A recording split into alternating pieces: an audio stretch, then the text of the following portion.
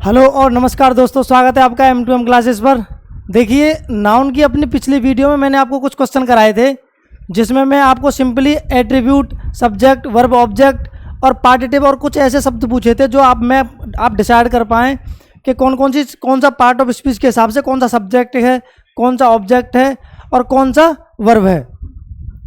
Noun के इसी आगे जर्नी में मैं आपको पढ़ाऊँगा अब नाउन के केस, जैसे subjective case, objective case, possessive case, vocative case.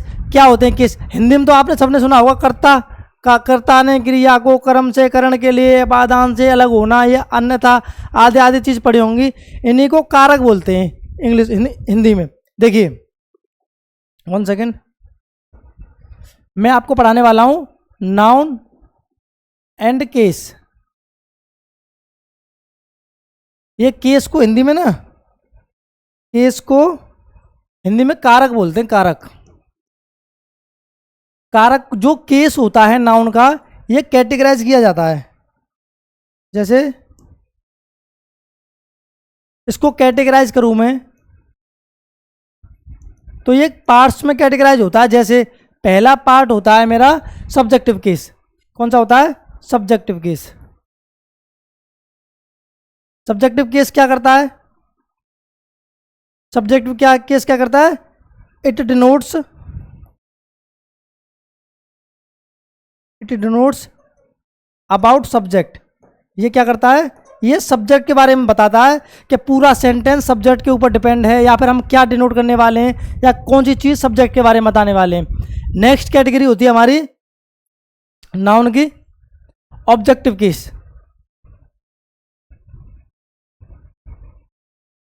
अच्छा, ऑब्जेक्टिव केस क्या होता है?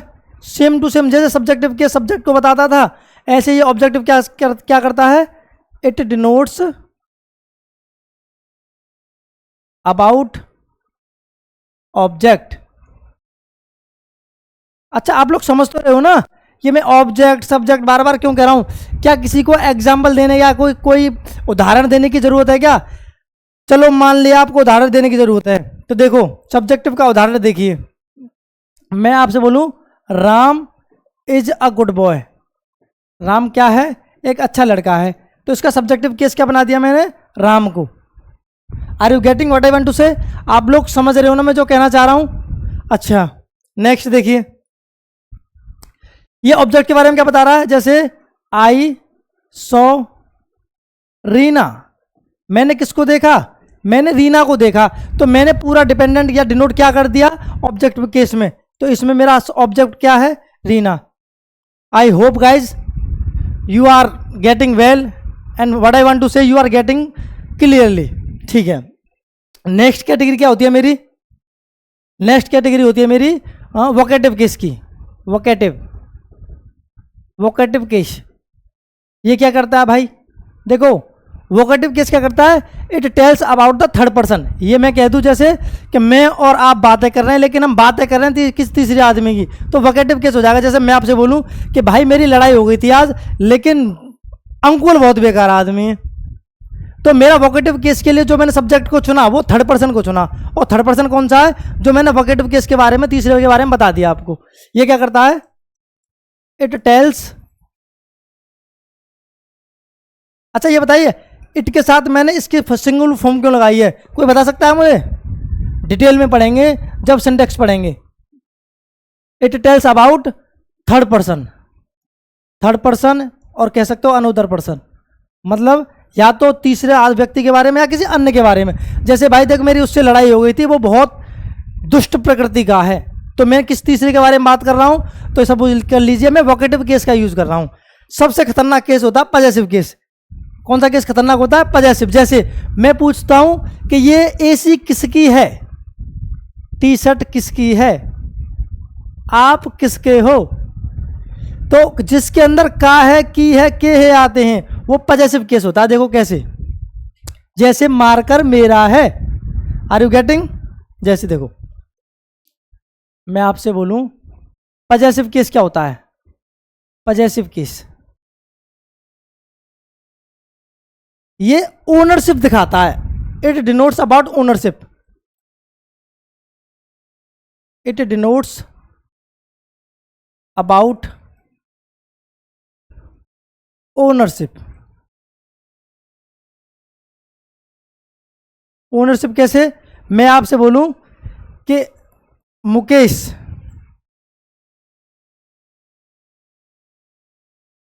Mukesh has his own book, मतलब मुकेश के पास अपनी क्या है, अपनी बुक है।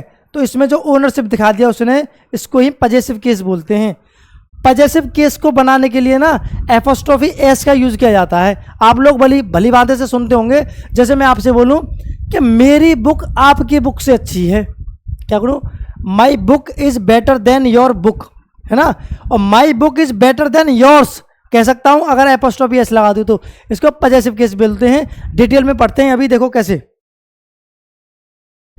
पजेसिव केस को बनाने के लिए ना एक चीज पढ़ें पहले ध्यान से। पजेशन दिखाने के लिए, पजेसिव केस पढ़ने के लिए हम लोग क्या करते हैं, इसको दो कैटेगराइज में भाग दे लेते हैं। इसका दो कैटेगराइज बना लेते हैं। जैसे एक बना लेते हैं लिविंग थिंग्स का, लिविंग थिंग्स का, और एक बनाते हैं नॉन लिविंग थिंग्स का। कि मेरा लिविंग थिंग्स का रिश्ता किसी लिविंग थिंग्स या नॉन लिविंग थिंग्स से होगा, लेकिन जो नॉन लिविंग का रिश्ता होगा वो नॉन लिविंग से या लिविंग थिंग्स से हो सकता है। जैसे मैं आपसे बोलूं लिविंग थिंग्स में, जैसे राम की किताब, तो एपोस्ट्रोफी एस के साथ क्या लगाएंगे, राम्स बुक। क्या लगाएंगे एपोस्ट्रोफी एस, राम्स बुक। मैं बोलूंगा मोहित की कार, तो एपोस्ट्रोफी एस के साथ क्या क्या लगाएंगे इसे पोजीशन दिखाने के लिविंग्स में, मोहित कार। अब मेरी बात जरा ध्यान से सुने।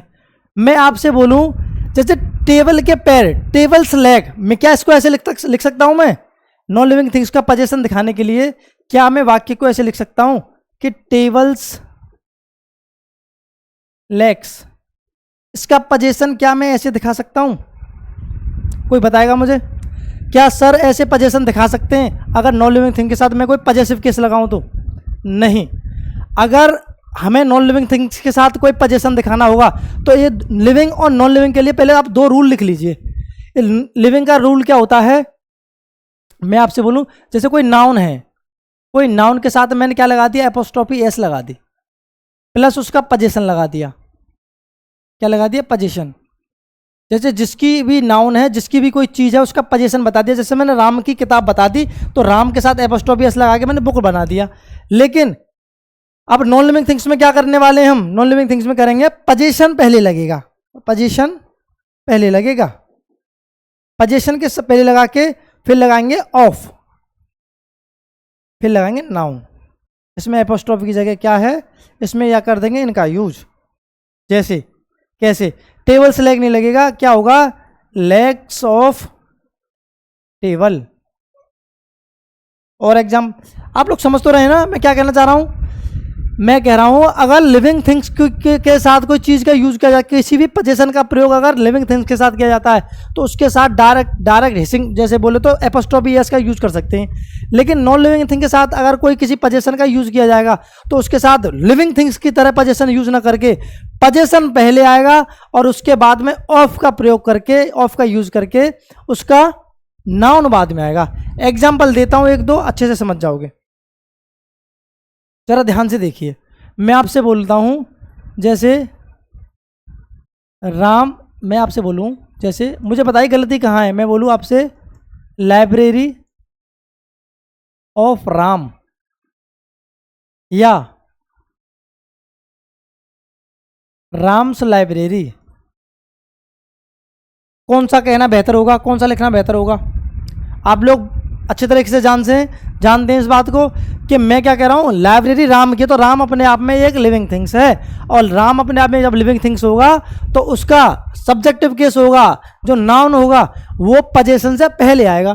तो इसका पोजीशन कहाँ है, लाइब्रेरी, और इससे पहले आ गया नाउन, इसलिए इसको कहना बेटर है। ठीक है, एक केस और देखिए इसका, मैं आपसे बोलता हूं, मैं बताता हूं जैसे फेंस ब्लेड और द ब्लेड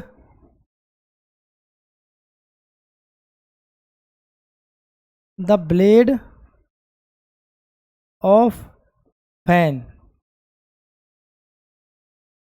कौन सा वाक्य लिखना उचित है, कौन सा करेक्ट है आपके हिसाब से? देखिए, मैं आपसे बोला क्या फैन अपने आप में लिविंग थिंग्स है? नहीं। अगर फैन अपने आप में नॉन लिविंग थिंग्स है तो इसके साथ पोजेशन पहले आएगा और नाउन बाद में आएगा। ठीक है, तो क्या बोलेंगे? The blade of fans. आप लोग समझ रहे हैं ना बेहतर तरीके से? ठीक है, नेक्स्ट पढ़ते हैं इसमें पांचवा केस, पर्सोनिफिकेशन। क्या पढ़ते हैं इसमें पांचवा केस? पर्सोनिफिकेशन। पर्सोनिफिकेशन,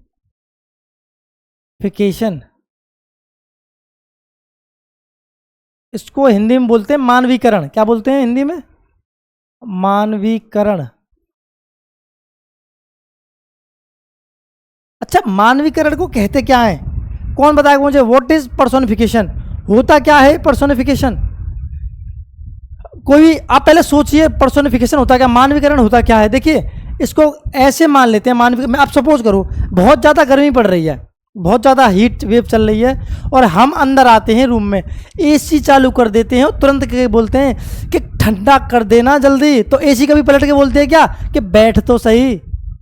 बोलती है क्या?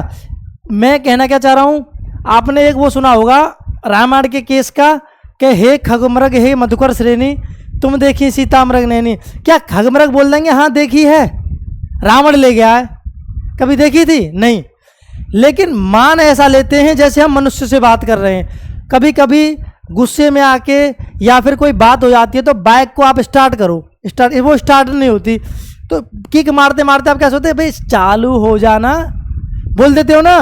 उसको ऐसा मान लेते हैं जैसे कि वो मनुष्य है, उसको ऐसे कर देते हैं, हम ऐसा व्यवहार करने लग जाते हैं जैसे किसी मनुष्य से बात कर रहे हैं। इसको बोलेंगे कैसे? इसके बोलेंगे we when we cause any action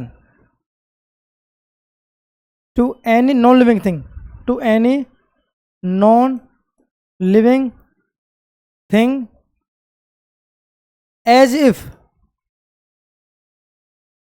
it were a living things। आप समझ रहे हो ना? हम कोई एक्शन ऐसा करने लग जाते हैं किसी भी नॉन लिविंग थिंग्स को जान के कि जैसे वो जिंदा हो। समझ रहे हो ना आप? जैसे किसी कोई पंखा गिर गया मेरे ऊपर, मैं क्या बोला? अबे तुझे अभी गिरना था, तो पंखा बोलेगा अच्छे गिर गया। सुन लिया कभी? नहीं सुनते। 1 सेकेंड, जरा पानी पी लेता हूं मैं। ठीक है, देखो क्या होता है, अगर मैंने आपसे ये बता दिया कि किसी भी चीज़ को क्या मानने लग जाएं कि हम जैसे कोई लिविंग थिंग से बात कर रहे हैं उसी हिसाब से, तो क्या हम हर चीज़ के सामने ऐसी एपोस्ट्रोफी एस लगा सकते हैं? नहीं। देखिए, मैं आपके लिए कुछ शब्द लेके आया हूँ, कुछ ऐसे शब्द लेके आया हूँ, आप मुझे बताइए क्या मैंने सही लिखे हैं? क्या आपके हिसाब से इनमें एपोस्ट्रोफी एस लगाना ठीक है? देखिए, मैं आपके सामने कुछ शब्द लेके आऊँ, ये बताइए क्या दहलीज पॉपुलेशन लिखना ठीक है? Non living things, Delhi's population, India's population, India's pollution, Delhi's pollution, India's population, one day leave, सही है ये कहना?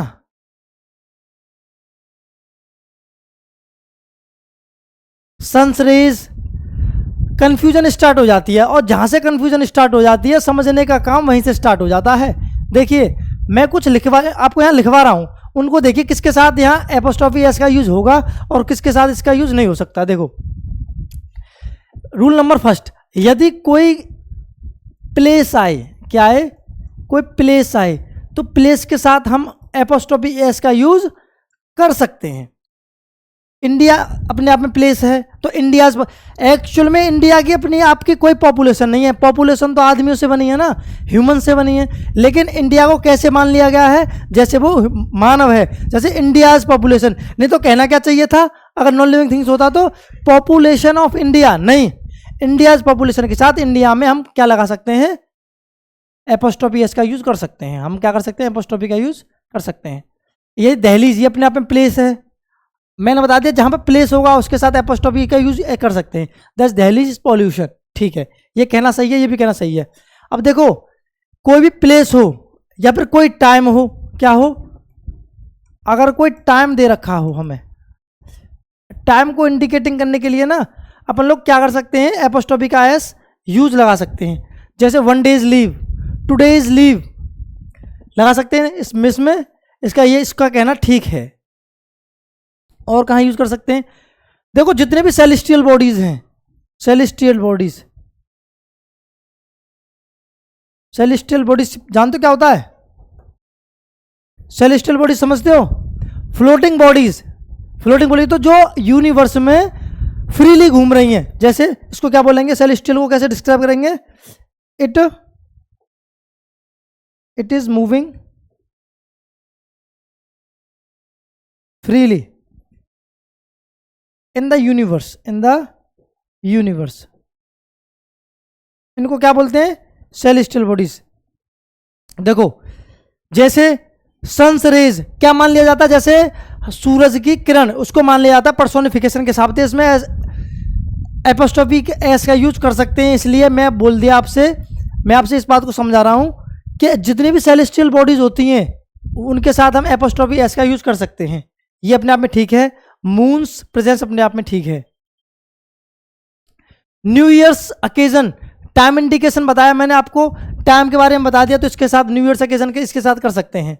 नेक्स्ट रूल, नेक्स्ट रूल क्या है, यदि कोई ईडियम फ्रेज दे रखा है, कोई ईडियम हो, ईडियम फ्रेज दे रखा हो, उसके साथ हम एपोस्ट्रोफी एस का यूज कर सकते हैं। जैसे एट ए स्टोन्स थ्रो, मानवीकरण मान लेते हैं, इसलिए इसके एट एन आर्म्स लेंथ, इसके साथ हम एपोस्ट्रोफी एस का यूज कर सकते हैं। देखिए देखिए आपने एक बात समझिए ध्यान से, या क्या कोर्ट का कोई अपना ऑर्डर हो सकता है, क्या कोर्ट कोई आदि में कोई मानव है, कोई ह्यूमन है कोर्ट, नहीं। लेकिन कोर्ट को क्या मान लिया जाता है कि जैसे कोई कोर्ट, ब्रांच ऑफ जजेस को कोर्ट मान लिया जाता है। कलेक्टिव नाउन में पढ़ाया था मैंने, और ये वन वर्ड सब्स्टिट्यूशन में भी पढ़ाऊंगा कि ब्रांच ऑफ जजेस को ज्यूरी कहते हैं। समझते हो क्या कहते हैं, ज्यूरी, ज्यूरी ऑफ जजेस होता है। देखो जहां भी ईडियम और फ्रेज का यूज हुआ हो वहां पे एपोस्ट्रोफी एस का यूज कर सकते हैं, इसलिए ये अपने आप में सही है। फॉर ऑनर्स सेक ये अपने आप में सही है, ठीक है।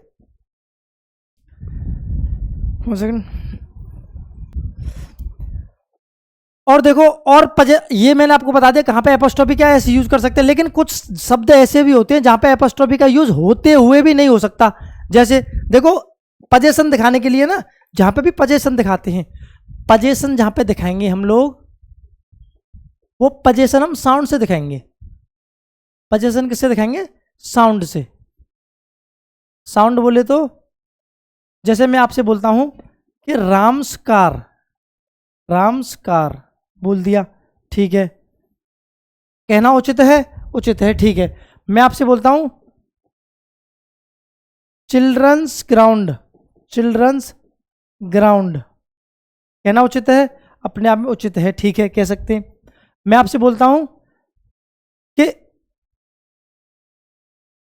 चिल्ड्रंस ग्राउंड के बाद कह सकता हूं मेंस वियर, क्या बोल सकता हूं, मेंस वियर, कहना उचित है कि हाँ साहब इसके साथ एस लगा दिया, उचित है।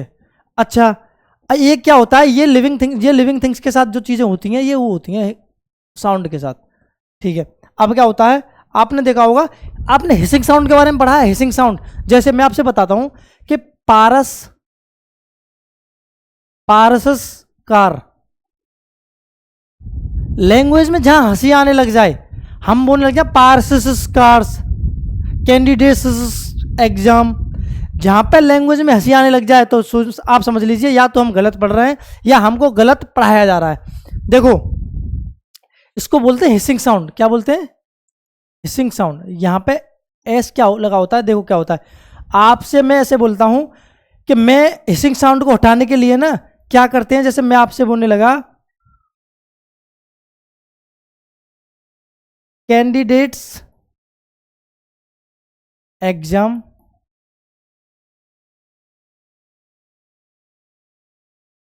कैंडिडेट्स एग्जाम,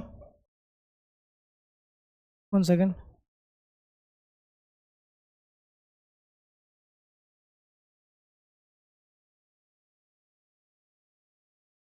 और मैं आपसे बोलने लगूं कैंडिडेट एग्जाम,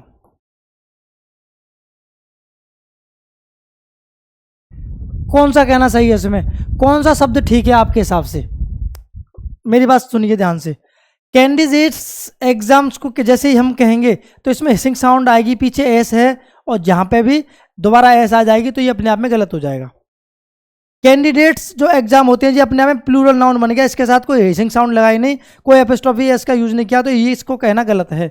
मैं आपसे बोलूं जैसे कैंडिडेट्स, कभी क्या किसी भी कैंडिडेट का अकेले का एग्जाम हो सकता है? कोई क्लास में, कोई क्लास एक स्टूडेंट एक कैंडिडेट से बन सकती है क्या? नहीं।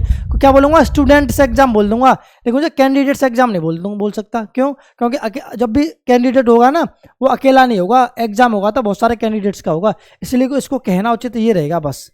इसको क्या बोल सकते हैं? Candidates exam. हम यहाँ पे एपोस्ट्रोफी एस का यूज ना करके सिर्फ कॉमा का यूज कर सकेंगे। क्या कर सकते हैं? कॉमा का यूज कर सकते हैं, जिसको क्या बोल सकते हैं कि इतना ऐसे कहना इसका पोजीशन दिखाता है।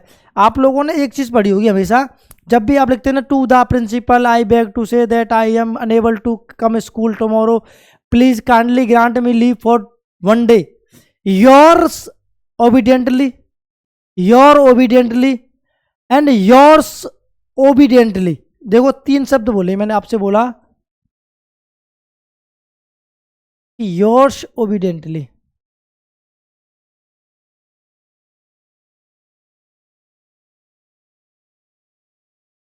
योर ओबीडियंटली, और मैं आपसे बोल दिया योर्स ओबीडियंटली, और मैं आपसे बोल दिया योर्स ओबीडियंटली। इसमें से कौन सा शब्द आपके हिसाब से ठीक है? क्या लिखना चाहिए मुझे? किसी भी एप्लीकेशन के नीचे क्या ये लिखना चाहिए योर्स ओबीडियंटली या योर्स ओबीडियंटली, या इसका पोजीशन दिखाने के लिए आपने मान लिया कि ये प्लूरल नाउन बना दिया, इसके साथ एस लगा दिया सर ने, हिसिंग वर्ड लगाया नहीं इसलिए एपोस्ट्रोफी एस की जगह काम करेगा हिसिंग वर्ड, आपने बता दिया कि सर ये लिखना उचित है। देखिए नहीं, क्या होता है? सुपरफ्लोस नाम का शब्द सुना है कभी? सुपरफ्लोस क्या होता है? मैं आपसे बोलूं कि return back a person, I saw a person at the airport, they were return back from the London, क्या कह सकते हैं ऐसे? नहीं कह सकते। क्यों? रिटर्न माने भी वापस होना होता है और बैक माने वापस होना होता है, तो ये सुपरफ्लोस हो जाते हैं। योर माने, योर मिस क्या होता है? योर, योर मिस होता है तुम्हारा, तुम्हारा, और एप तुम्हारा सही लिखा ना मैंने, तुम्हारा। क्यों सर सही लिखा तुम्हारा? ठीक है, योर्स तुम्हारा, योर्स तुम्हारा, हिसिंग साउंड लगा दिया मैंने जैसे पोजीशन दिखाने के लिए एपोस्ट्रोफी का यू लगा दिया, तुम्हारा का, तुम्हारा का, तुम्हारा का, तुम्हारा, तुम्हारा, इसमें सुपरफ्लोस हो जाएगा, इसलिए क्या बोलेंगे? ये तीनों ही लिखना गलत है। सीधा सीधा क्या लिखा जाएगा? योर ओबीडियंटली, कितना भी ओबीडियंटली। देखिए मैंने आपको नाउन में आज केस पढ़ाया कारक, और इस केस को पढ़ के आपको समझ में जब आएगा, इस वीडियो को 1 से 2 या 3 बार जरूर देखिए, रिवीजन फास्ट मोड पे लगा लगा के आपको बेहतर समझ में आएगा। कंटेंट समझने की कोशिश कीजिए जिसका बेस कंप्लीट है। जिसने मेरी पहली वीडियो देखी है नाउन की, जेंडर की और सब्जेक्ट वर्ब ऑब्जेक्ट की, अगर पहली वीडियोस देखी हैं तो वो इस क्लास को समझने में कतई देर नहीं लगाएगा। लेकिन जिसका बेस कमजोर है, पहले मेरा सजेशन ये है, पहले मेरी पहली वीडियो को देखिए, आपको कारक या फिर बोले तो केस बहुत बेहतर और उचित तरीके से समझ में आएगा। तो दोस्तों मैंने आज आपको कारक पढ़ाया, बोले तो केस पढ़ाया, नाउन एंड केस। आगे चलते हैं अपने नाउन की अगली जर्नी में, इसलिए मुझे फॉलो करें, वीडियो को लाइक करें, शेयर करें और कमेंट करें। कोई आपका क्वेश्चन हो तो ज़रूर पूछें मुझसे, और मिलते हैं अपनी अगली जर्नी में इंग्लिश की में। मेरा आपसे ये वादा है, आप इंग्लिश की इस जर्नी को मैं रोकूंगा नहीं जब तक कि मैं सीजल लेवल तक का आपको कंटेंट ना दे दूं। सीजल में इसलिए बार बार बोलता हूं क्योंकि एसएससी क्लासेस में जो सीजीएल होती है वो सबसे ऊंची पोस्ट की एग्जाम होती है। सीजीएल के पेपर निकाल दोगे, अगर हमारे सूट केस में सीजीएल है, सीजीएल का कंटेंट है, तो छोटे मोटे एग्जाम जैसे SSC CPO, CHSL, SSC GD, ये तो फिर हवा की काम है। ठीक है, मिलते हैं आपको अगली वीडियो में। जब तक स्वस्थ रहें, मस्त रहें, अपना ख्याल रखें, and have a nice day. See you tomorrow, I mean see you in the next video. Thank you.